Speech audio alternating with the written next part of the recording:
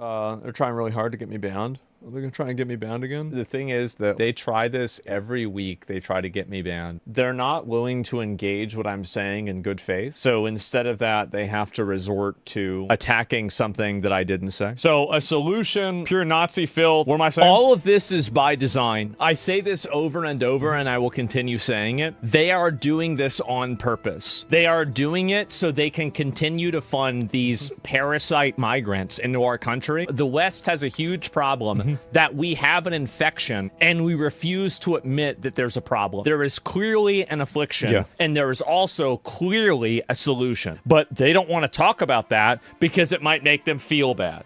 That has to stop. Yeah, these are scammers. Why wouldn't you want to deport a scammer? Like, I don't understand, like, what the logic here is. Do you want to have somebody who's scamming in your country? Why would anybody want to have that? Like, what the fuck? They zoomed it in, doesn't show what you're talking about. All of this is by design. I say this over and over.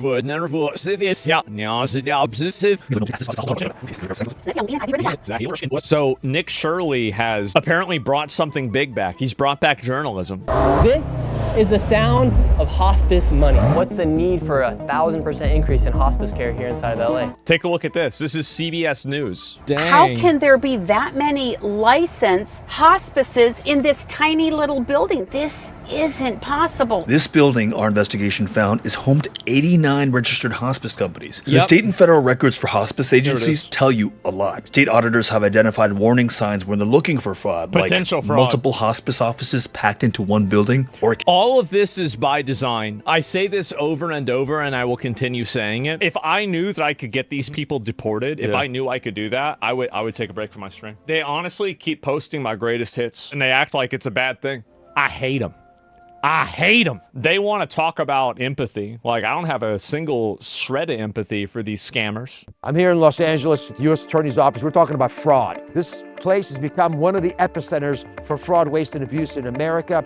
$3.5 billion just here. These fraudsters, and these do tend to be foreign influences. These are Russian, Armenian gangs, mafia, that are leading a lot of these efforts. Yeah, you talking about fraudsters? They cut it in a way that you were talking about random migrants? Of course they cut it in a way I was talking about random migrants. The only way that these people's ideology can survive is if it's surrounded by lies. Because if they tell the truth, people will agree with me. Be as clear as you can, though. It's easy to be misconstrued in today's climate. There's never a reason to avoid trying to be misconstrued. People will always lie about you. Whenever people can't misconstrue you, they'll just simply make up fan fiction. There's no reason to exist inside of an ecosystem of people that are trying to lie. There will always look on the wrong side of something. I'm a Nazi, of course, I'm a Nazi. Why is it that you shouldn't want to deport people that are scamming in your country? I think people don't understand. There are a lot of people out there that feel the exact same way that I do. And they're tired of pretending that it's racist or bigoted or xenophobic or whatever you want to call it to say that they want to get the fucking scammers